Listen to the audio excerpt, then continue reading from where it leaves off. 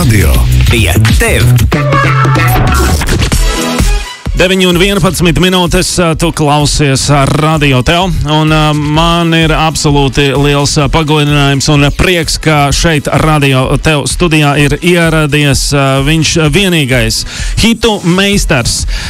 Zebrene ir pie mums. Hei, čau! Čau! Paldies par šo te spēcīgo pieteikumu. Nu, zini kā, tas jau viens ir, ko es varu teikt. Es domāju, tas ir pavisam cits novērtējums un cita jauda, ka mūzikas industrija, mūzikas eksperti, visi mūziķi ļoti labi apzinās un saprot.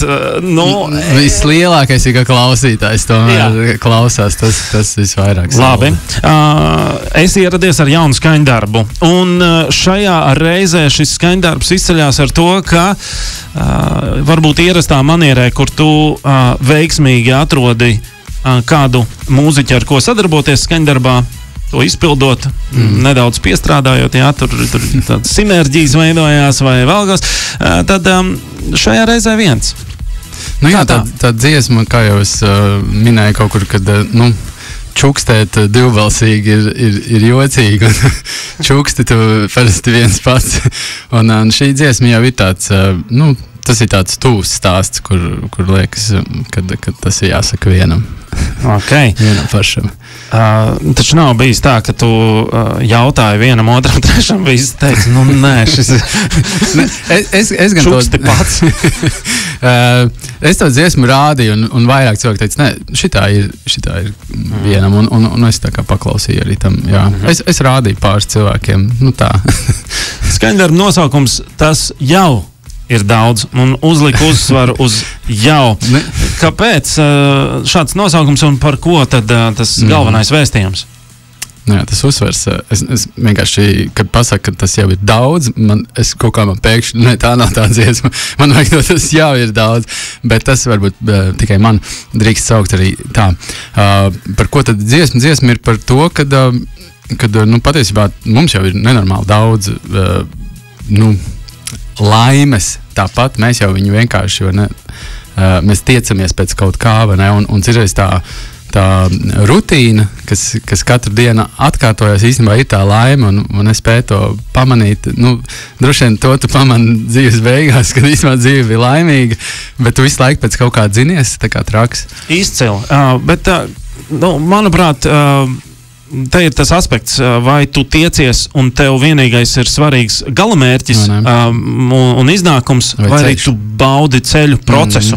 Tas, man liekas, Ziemassvētku pasākumā visvairāk nolasās, kad tu esi nostrādājies cepis, visu kaut ko darījis, tad pienāk tas vakars tātā aprī, ģimenes lokā uztais vienu bildi, tagad domā, kas tikko notika, ne? Un īstenībā tad tikai saprot, tas dāvana pirkšanas un viss tas eglītes, viss tas bija tā laime. Nevis tas brīdis, kad apsēdies un gribēji izbaudīt to laimi. Kas tev ir kā veiksmīgi labi atgādinājumi ikdienas? Novērtēt to, kas tev jau ir dots, novērtēt to, kāda ir tava ikdiena, novērtēt tās lietas, kuras mums šķiet pašsaprotamas. Es domāju, ka es kāpju uz to pašu grābekli, ko visi, un to tikai tu redzi atskatoties, un tā kā lika, tas bija tik skaists gads, bet nekādi tādi konkrēti pieturpunkti, kuri bija, vienkārši tas bija skaists gads, ar daudz patīkamiem darbiem, ceļojumiem, es domāju, muzikāliem vai ģimenes kaut kādiem. Vēl noteikti par dzīvi, par ikdienu, par mūziku runāsim vēl, bet tagad tūlīt arī klausīsimies skaņdarbu. Atklāja nezināmu faktu par dziesmu, ko klausītājiem pausīties, ieklausīties. Kaut kas tur varbūt ieskanās, vai kaut kādu vienu frāzi, kas tev liekas, zini ko, šis man ļoti labi sanāca.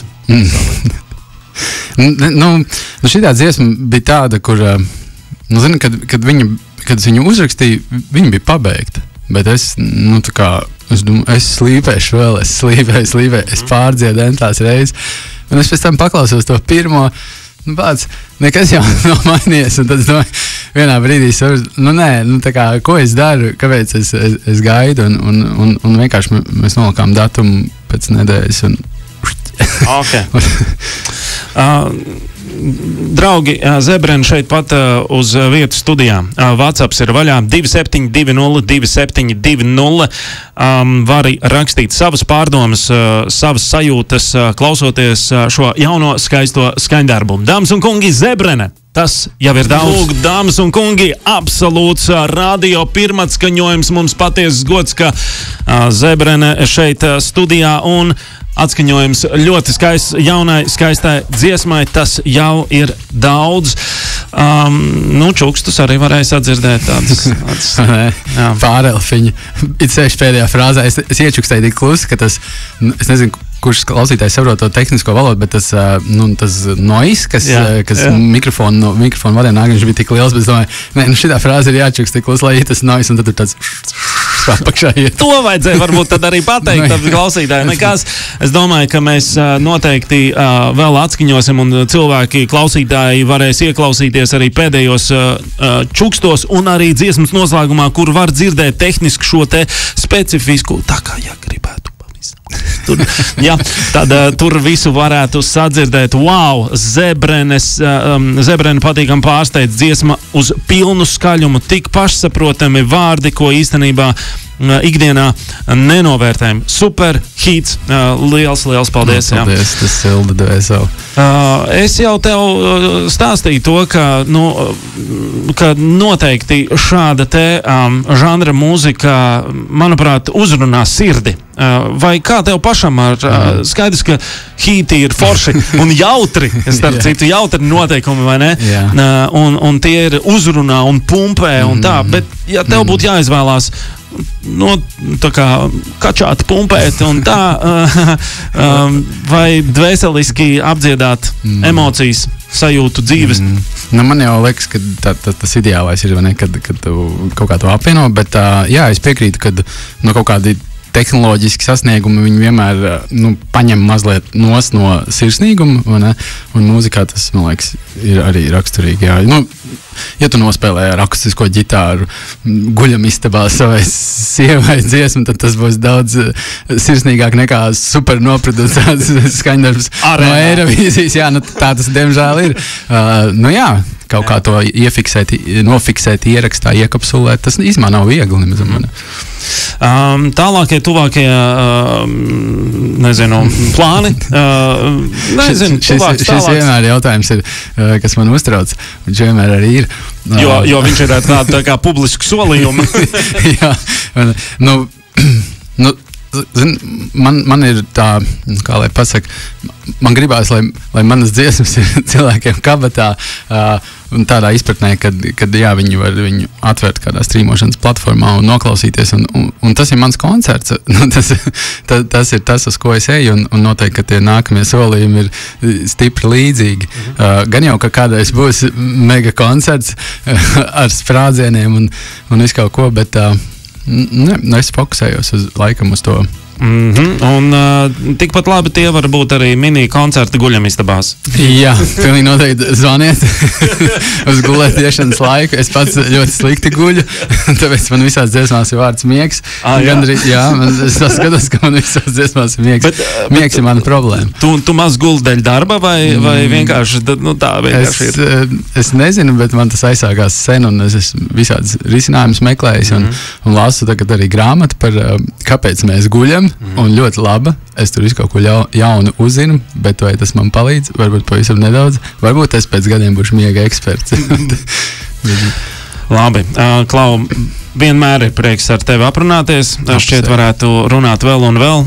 Un tajā pašā laikā laiks rit uz priekšu. Vēlu tev izdošanos, veiksmi. Noteikti nāc vēl. Stāsti par mūziku un lai daudz tevi iedvesmas radīt atkal kaut ko jaunu un tikpat skaistu. Paldies tev. Paldies tev. Čau. Labākā mūzika. Viens radio. Radio tev.